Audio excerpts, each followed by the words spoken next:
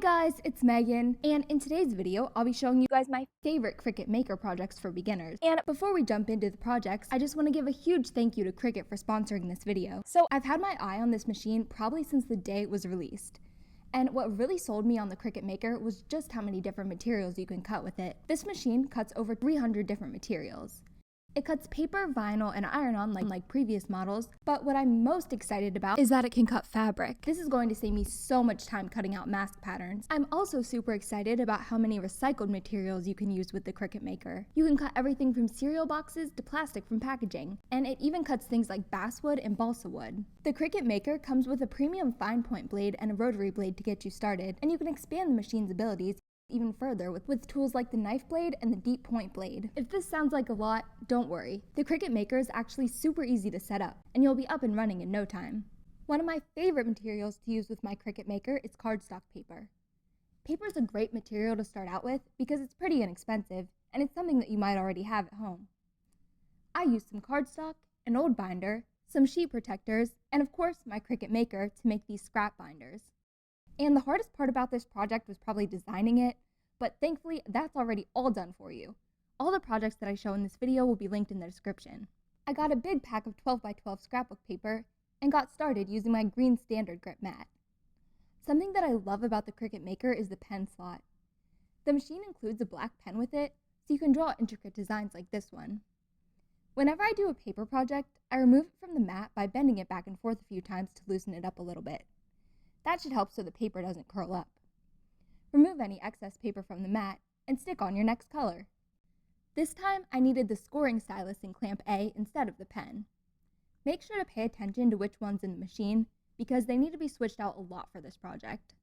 Once all the pieces are cut out, make sure that you put the plastic that comes with your mat back onto it right away so that you don't get the mat all dusty. Fold in the tab on each of the dividers and stick them down with a little glue. And when you're done, you should have something like this. I slid the cover into the front of my binder and snuck another label in the spine.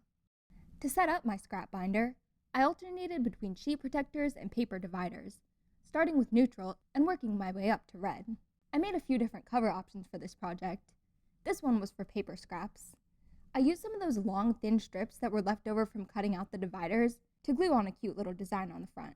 I used to store my paper scraps in a drawer, and let me tell you, it is so much easier to find what you need when everything's sorted by color. This project has me actually using my scraps, where before I would just shove them in this drawer and kind of forget about them. There are so many things that you can make with your Cricut Maker and some cardstock. This has saved me so many times when I've needed to make a last-minute birthday card, graduation card. I actually just used this the other day to make a card for my friend's wedding. I would highly recommend just getting some solid colored cardstock to keep on hand when you get your Cricut Maker. I also made some quick labels for these fabric bins that I have in my craft room. When you open the project, it'll just have one blank label. And if you want to make multiple labels, just select it and click duplicate on the upper right.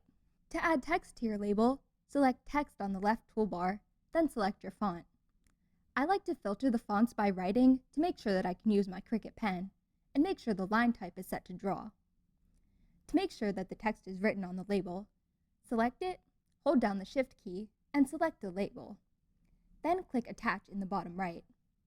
I would highly recommend using the free trial of Cricut Access that's included with your machine.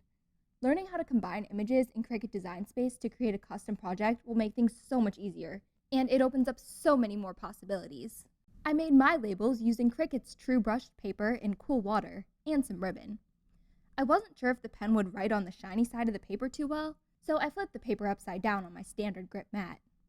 I really like the idea of having the word on the blank side, so the back of the label will have a nice pattern if it ever gets turned around.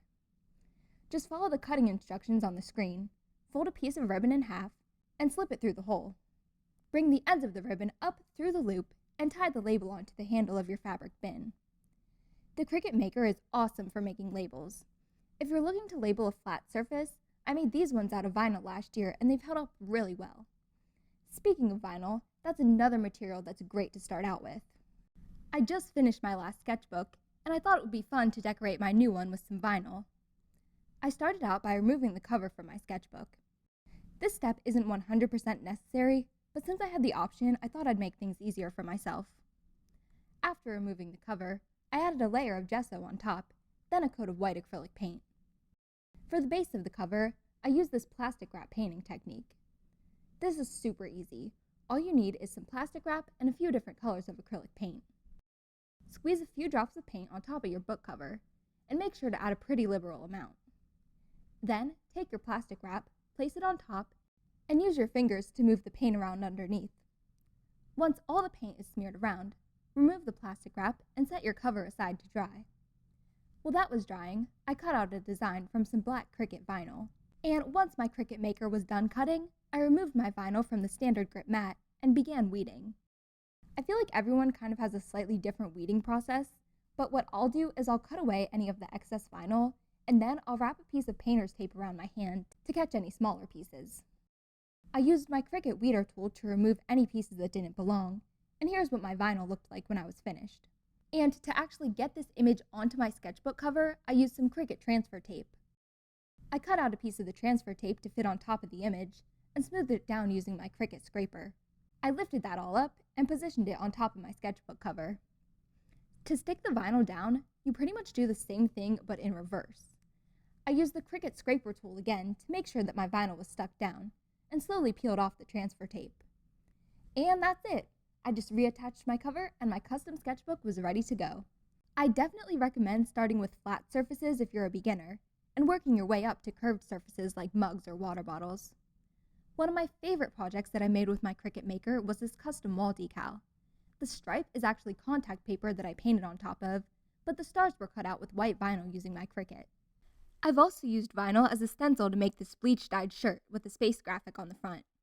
Although this definitely wasn't a beginner project, and I definitely messed it up a few times along the way, but I think that the end result turned out pretty cool. If you do want to make a shirt like this, I would definitely suggest a design that doesn't need transfer tape because it wasn't really made for fabric and I had a little bit of trouble getting it off, but I still thought that this was a cool idea and I wanted to show it to you guys anyway. If you want to make a more complicated design, definitely stick to the iron-on vinyl. I used some silver glitter iron-on and my Easy Press too to make this butterfly design. Something that I thought was really cool is that if you ever have a question about how to use any of the Cricut products, you can go to help.cricut.com to find the answer. This made it super easy to figure out what settings I needed for my Easy Press 2 to stick my iron-on onto my shirt.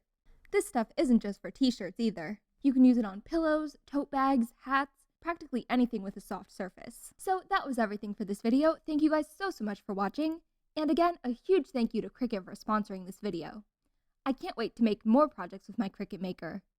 Let me know in the comments. Do you have a Cricut machine? And if you do, what's your favorite project that you've made with it? Let me know what I should make next. And if you're not already and you'd like to be, make sure to subscribe for more videos just like this one. My merch, my website, and all of my social media will be linked down below. I love you guys so much and I hope you're all staying safe and healthy. And yeah, I'll see you guys later. Bye!